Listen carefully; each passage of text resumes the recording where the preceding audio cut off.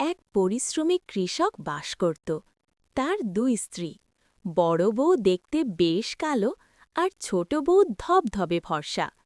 কৃষক দুজনকেই ভালোবাসত, কিন্তু তাদের রূপ নিয়ে সংসারে সারাক্ষণ একটা চাপা উত্তেজনা লেগে থাকত। খুব অহংকার করত। সে সারা দিন আয়নার সামনে বসে থাকত আর বড় বউকে কটাক্ষ করে বলতো, দিদি রোদে যেও না, এমনিতেই তো কয়লার মতো কালো, রোদে গেলে লোকে আর খুঁজে পাবে না। বড় বউ এসব শুনেও কিছু বলত না। সেখান থেকে ফেরার পথে সে ছোট বউয়ের জন্য কিনে আনে রূপসজ্জার সামগ্রী ও দামি শাড়ি, আর বড় বউয়ের জন্য একটা কম দামের শাড়ি আর ব্যাগ ভর্তি বাজার। ছোট বউ, ও ছোট বউ, কই গো, শুনছো? কি? আরে এদিকে একবার এসো না। হ্যাঁ, যাই। এই দেখো তোমার জন্য শহর থেকে কি কি এনেছি। দেখো দেখো। ও মা, তাই? হ্যাঁ গো, এই এই দেখো বেনারসি শাড়ি, তোমাকে যা সুন্দর মানাবে না। আরেও আছে, এই দেখো সব নামি দামি কোম্পানির কাজল, লিপস্টিক, স্নো পাউডার, সব তোমার। এই তুমি কি ভালো গো। আরে এতে কি আছে? এতে বড় বউয়ের জন্য একটা কম দামি শাড়ি। বড় বউ, বড় বউ, এদিকে শোনো একবার। এই নাও শাড়ি, শহর থেকে এনেছি।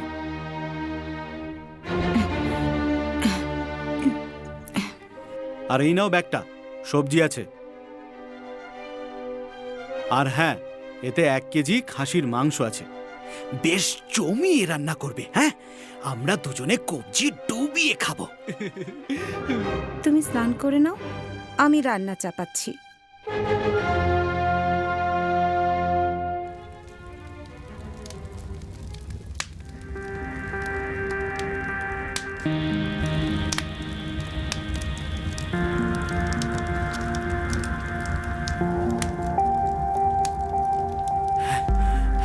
বড় বউ, পশ্চিম আকাশে দেখছি ঘন কালো মেঘ জমেছে। তুমি এক্ষুনি গিয়ে গরুটা মাঠ থেকে নিয়ে এসো। হ্যাঁ হ্যাঁ হ্যাঁ, এক্ষুনি যাচ্ছি। কিন্তু মাংসটা তো এখনো রান্না হয়নি, একটু বাকি আছে। ও, হয়নি? ঠিক আছে, তুমি যাও, আমি করে নিচ্ছি। বলছি, মাংসে নুন, পেঁয়াজ, আদা, রসুন, মশলা সব দেয়া হয়ে গেছে। তুমি শুধু লঙ্কার গুঁড়ো দিয়ে ভালো করে কষিয়ে নাও। আচ্ছা ঠিক আছে।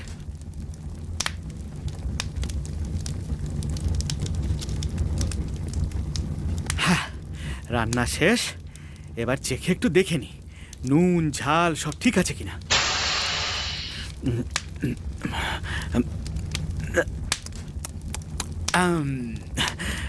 একদম দারুণ রান্না হয়েছে, চমৎকার। ছোট বউয়ের খিদে পেয়ে গেছে মনে হয়। আমি গিয়ে ছট করে স্নানটা সেরে নি, তারপরে দুজনে বসে জমিয়ে খাবো।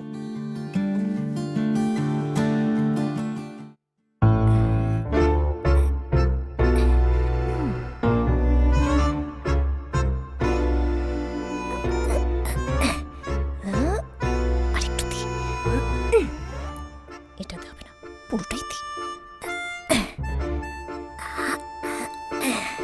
এবার বুঝবে বড় বউ।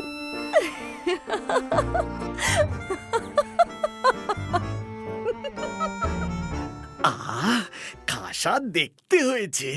মাংসটা দারুণ হবে মনে হয়। ও ছোট বউ, কোথায় গেলে তুমি? তাড়াতাড়ি এসো। এই তো, আরে আমার পাশে বসো, আজ একসাথে খাবো তো। বসো বসো। না না, তুমি খাও না, আমি পরে খাবো। আহা, পরে কেন? আমার সাথেই বসে পড়ো না। না গো, তুমি খাও, আমি পরে বসবো। আচ্ছা ঠিক আছে, তাহলে তুমি অন্তত এক গাল নাও। বলছি পরে খাবো।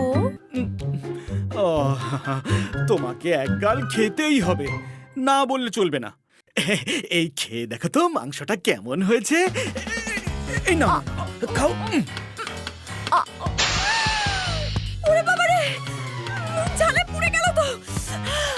কি ঝাল মাংস। ছোট বউ একটা তেলের ড্রাম নিয়ে রান্নাঘরে প্রবেশ করে আর ইচ্ছে করে কিছুটা তেল মেঝেতে ঢেলে দেয়, যাতে বড় বউ রান্নাঘরে প্রবেশ করতে গেলে সেই তেলে পা দিয়ে পা পিছলে পড়ে গিয়ে তার পা ভেঙে যায়।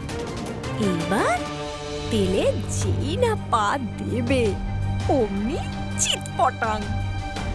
বাবা গো, মা গো, পা তো আধখানা।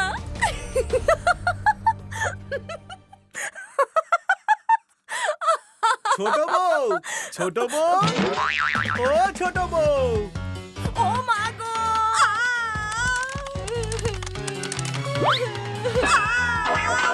বাবা গো, মা গো, পড়ে গেলাম গো,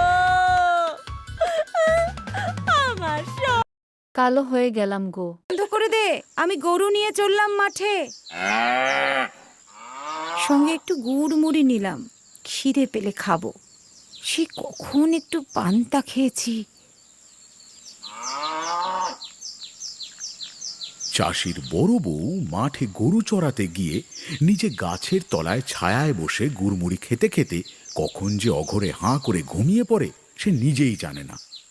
এদিকে তার মুখময় লেগে আছে গুড়মুড়ি। ছোট বউ তোমায় অনেক হিংসা করে। নাও, এবার থেকে আমি তোমাকে অনেক ফর্সা করে দেব। ছোট বউয়ের থেকেও অনেক ভালো করে দেব তোমায় আমি। বড়দি, তুমি এত সুন্দর হলে কি করে? আমার থেকেও তুমি সুন্দর হয়ে গেলে। কই, আমি তো জানি না। আমি তো গুড় ছোলা মুড়ি খেয়ে ঘুমাচ্ছিলাম। আমায় মনে হয় খরগোশই করেছে এমন। দিদি, আজ তোমাকে মাঠে গরু নিয়ে যেতে হবে না, আজকে আমি যাব। তুই কেন যাবি ছোট? আমি যাচ্ছি। দিদি, তুমি কত পরিশ্রম করো, আজ না হয় আমি যাই। তুমি বরং এক কাজ করো, আমাকে একটা পুঁটলিতে গুড় আর মুড়ি বেঁধে দাও।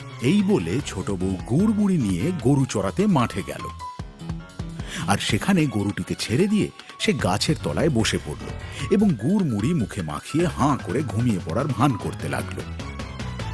এদিকে ইঁদুর দিদির মতন আমাকে ফর্সা করে দাও খরগোশ, আমাকে সব থেকে সুন্দর করে দাও।